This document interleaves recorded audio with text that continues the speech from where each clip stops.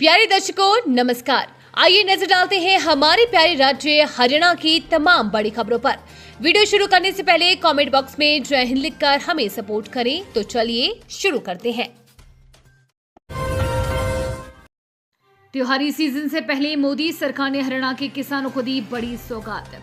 त्योहारी सीजन से पहले केंद्र सरकार ने हरियाणा के किसानों को तोहफा दिया है। अब किसानों को कृषि उपकरण सस्ते दाम पर मिलेंगे। ट्रैक्टर के टायर एवं पुर्जों पर जीएसटी 18% से कम करके इसे 5% कर दिया गया है। इसी प्रकार से ट्रैक्टर खरीद पर अब किसानों को 12% की बजाय 5% ही जीएसटी देना होगा। ऐसे ही कृषि बागवानी से संबंधित मशीनों पर भी अब जीएसटी 12% कम करके 5% कर दी गई है। ड्रिप सिंचाई प्रणाली के लिए भी पहले किसानों को 12% जीएसटी देनी पड़ती थी, अब किसानों को केवल 5% जीएसटी देनी होगी। केंद्र सरकार के इस कदम से हरियाणा के लाखों किसानों को लाभ मिलेगा।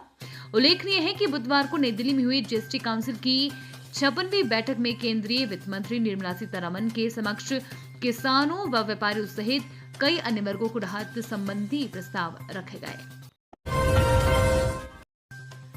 टूरिस्ट हब बनेगा कासन, 14 एकड़ में बनेगी झील, मडबात के साथ करेंगे बोटिंग। अरावली की तलहटी में स्थित गांव कासन में टूरिज्म को बढ़ावा देने के लिए नगर निगम द्वारा 14 एकड़ भूमि पर झील का निर्माण किया जा रहा है। झील के पहले फेज का काम लगभग पूरा हो चुका है, दूसरे फेज का काम जल्द ही शुरू कर दिया जाएगा। योजना के पूरा होने पर पर्यटक प्रकृति के बीच सुकून का अनुभव कर सकेंगे। झील में रेस्टोरेंट, मड हाउस और नाव की सवारी का आनंद ले सकेंगे। लिथियम आयन बैटरी निर्माण में हरियाणा का बड़ा कदम, जापान ने किया 3000 करोड़ का निवेश।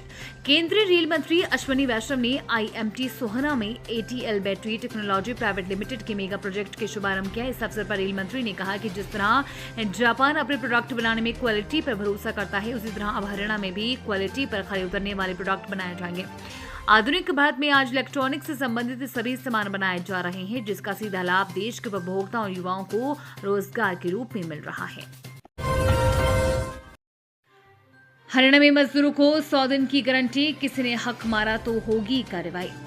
हरियाणा के विकास एवं पंचायत मंत्री कृष्णलाल पंवार ने स्पष्ट किया कि प्रदेश में किसी भी मजदूर को न्यूनतम 100 दिन के वेतन से वंचित नहीं रखा जाएगा। उन्होंने कहा कि यदि कहीं मजदूरों को इस अधिकार से वंचित करने की शिकायत मिलती है तो सरकार गंभीरता से कार्रवाई करेगी। यह आश्वासन मंत्री ने अपने कार्यालय में हुई बैठक के दौरान दिया, और जहां राष्ट्रीय मजदूर किसान मंच के पदाधिकारियों ने उनसे मुलाकात कर मांग पत्र सौंपा। बैठक में मंच ने 5 अगस्त 2025 को जारी आदेश को वापस लेने और पूरे राज्य में स्वतंत्र जांच कराने की मांग रखी।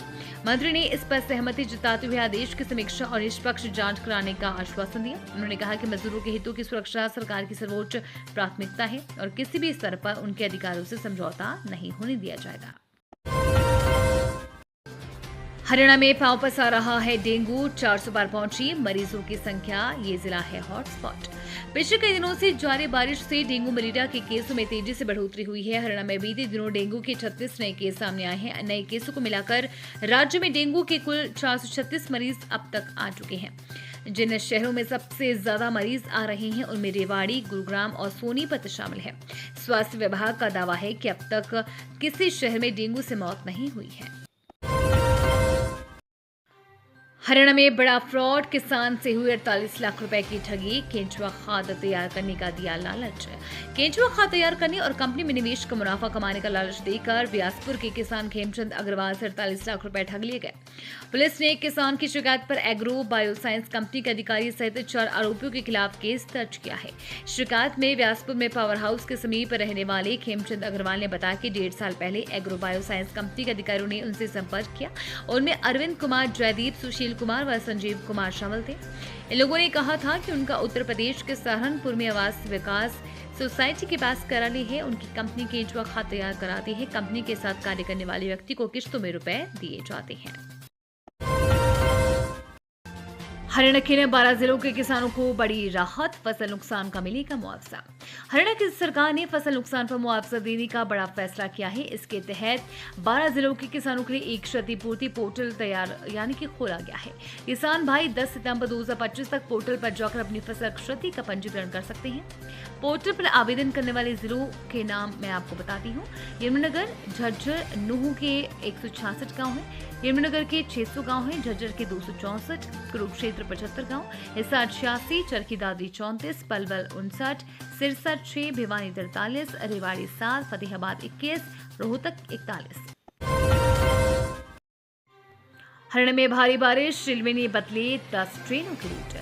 हरियाणा में लगातार हो रही भारी बारिश के चलते दिल्ली यमुनानगर ब्रिज पर जलभराव हो गया है, जिससे यातायात और रेल सेवाएं प्रभावित हो रही हैं। यमुना का जलस्तर लगातार बढ़ रहा है, जिससे यात्रियों को परेशानी का सामना करना पड़ रहा है। इसी को देखते हुए उत्तर रेलवे ने हरियाणा से होकर गुजरने वाली 10 ट्रेनों के रूट में बदलाव किया है। अब ये ट्रेनें दिल्ली जंक्शन पर नहीं जाएंगी, बल्कि परिवर्तित मार्ग से संचालित की जाएगी। ये थी आज की फटाफट खबरें। हम मिलेंगे अगले बुलेटिन में, तब तक के लिए धन्यवाद और जय हिंद।